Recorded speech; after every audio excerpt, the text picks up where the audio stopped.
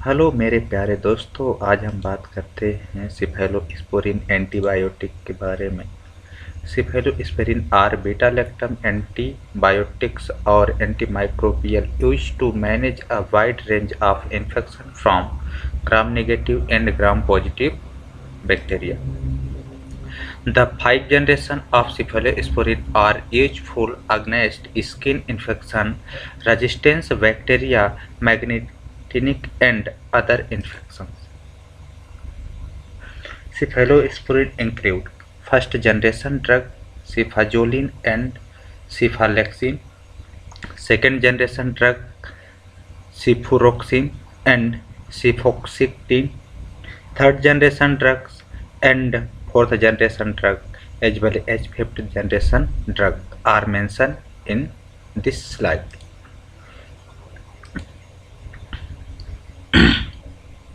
अब हम बात करते हैं क्लासिफिकेशन ऑफ सिफेलोस्पोरिन।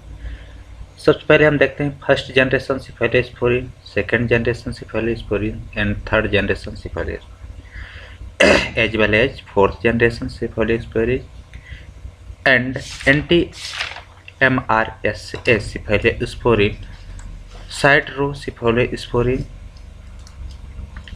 बात हम करते हैं फर्स्ट जनरेशन सिफेलोस्पोरिन में होती है drugs cefazolin, cephalexin, cephalothin. Second generation में बात करते हैं cefuroxime and cephamycin and cefotetan, cefoxitin. Third generation में होता है सिफोटक्सिम, सिफेक्ट्राजोन एंड सेफ्ट्राजिडोम,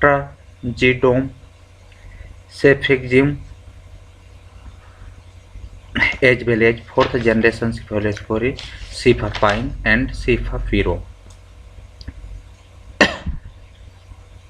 इसी तरह से एंटी-MRSA में सिफेलोस्पोरिन में होते हैं सिफ्टारोलिन एंड सिफ्टोब्राइपोल। अब देन होता है साइड्रोफोर सिफेलोस्पोरिन में सेफिडारोकोड। स्ट्रक्चर ऑफ सिफेलोस्पोरिन, स्ट्रक्चर कुछ इस तरह से होता है। R1 होता है CONH, फिर इसके बाद होता है बीटा लैक्टम रिंग, इसमें S होता है, फिर bond bond R2 and C-OH। अब हम देखते हैं जो ड्रग है R1 है उसमें क्या होता है, एसाइल अमीनो सब्स्टिट्यूट होती है। जो S है वो रिप्लेसमेंट होता है, S के स्थान पे हम ऑक्सीजन कर सकते हैं, कार्बन कर सकते हैं। और जो सेकंड पोजीशन होता है सब्स्टिट्यूशन और रिप्लेसमेंट होता है ऑक्सीजन, सल्फर एंड नाइट्रोजन का। थर्ड पोजीशन होता है सब्स्टिट्यूशन ऑन C3 यानी कार्बन 3 यानी 3 पोजीशन पे हम कोई भी ग्रुप अटैच कर सकते हैं। फोर्थ पोजीशन पे कॉमनली होता है कार्बोक्सी COO। अब हम बात करते हैं कि जो डिफरेंस टाइप सिफेलोस्पोरिन की कैटेगरी होती हैं उन कैटेगरी का स्ट्रक्चर किस तरह से होता है। तो ये नॉर्मल स्ट्रक्चर है अपना सिफेलोस्पोरिन का। यहाँ पे R1 है, यहाँ पे R2 है, यहाँ पे R3 है। यहाँ पे शो हो रहा है R1 पे क्या ऐड करना है, R2 पे क्या ऐड करना है और R3 पे क्या ऐड करना है और जनरेशन कौन सी है। यदि हम बात करते हैं कि R1 पोजीशन पे इस रिंग को ऐड करते हैं और R2 पोजीशन पे CH3 लगाते हैं और R3 पे S लगाते हैं तो ये ड्रग हो जाएगी सिफालेक्सिन एनहाइड्रस, ये फर्स्ट जनरेशन है। इसी तरह से ये भी ड्रग है सिफ्ट्राडिन एनहाइड्रस में R पोजीशन पे इस रिंग को लगाएंगे, R2 पे लगाएंगे और R3 पे ये लगाएंगे, ये भी फर्स्ट जनरेशन है। इसी तरह से जितने भी हैं ये सब जनरेशन है, first generation, second generation, third generation and fourth generation. अब हम देखते हैं कि SAR ऑफ सिफेलोस्पोरिन। इसमें फर्स्टली हम देखते हैं फर्स्ट पॉइंट पे जो मेंशन होता है मॉडिफिकेशन ऑफ R। हम R के स्थान पे क्या कर सकते हैं, मॉडिफिकेशन कर सकते हैं। Broaden spectrum and activity, R position पे हम यदि कोई भी सब्स्टिट्यूट को ऐड करते हैं तो वो स्पेक्ट्रम यानी एक्टिविटी शो करती है। हो सकता है कि एंटीबैक्टीरियल को बढ़ा दे या फिर घटा दे। इसी तरह से जो H है C7 पोजीशन पे रिप्लेस्ड किया जाता है बाय OCH3 तो ये क्या होती है, स्टेबिलिटी होती है। एस पोजीशन, एस यानी फिफ्थ कार्बन पे अटैच होता है, ये इफेक्ट करता है स्पेक्ट्रम एंड एक्टिविटी को। फोर्थ नंबर में होता है मॉडिफिकेशन R3, यानी आप 3 पोजीशन पे कुछ भी मॉडिफिकेशन कर सकते हैं, एक्टिविटी होगी उसमें इम्प्रूव होगा और फार्माकोकाइनेटिक्स प्रोफाइल देखने के लिए उस पर मिल सकती है। ये तो हो गया SAR। हम बात करते हैं कि थोड़ा दूसरे स्ट्रक्चर के माध्यम से देखते हैं।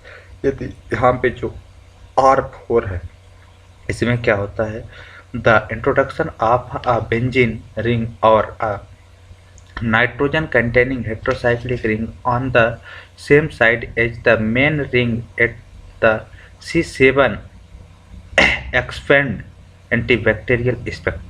यदि C7 पे हम कुछ भी एक्टिविटी करते हैं तो यहाँ पे क्या होता है, एंटीबैक्टीरियल एक्टिविटी शो होती है।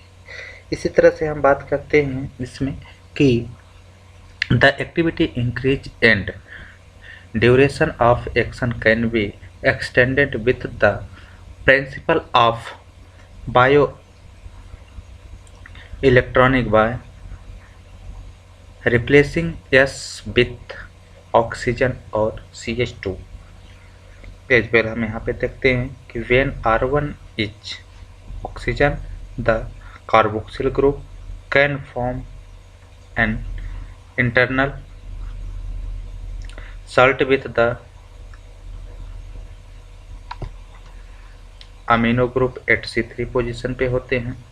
इसी तरह से हम देखते हैं R2 पे इज देन CH3 Cl और नाइट्रोजन कंटेनिंग हेट्रोसाइक्लिक रिंग भी ऐड कर सकते हैं।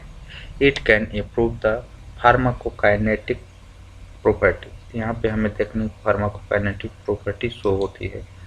तो हम देखते हैं मोड ऑफ एक्शन, इसी को कहते हैं mechanism of action. First point में होता है ऑल सिफेलोस्पोरिन आर बैक्टेरिसाइडल्स।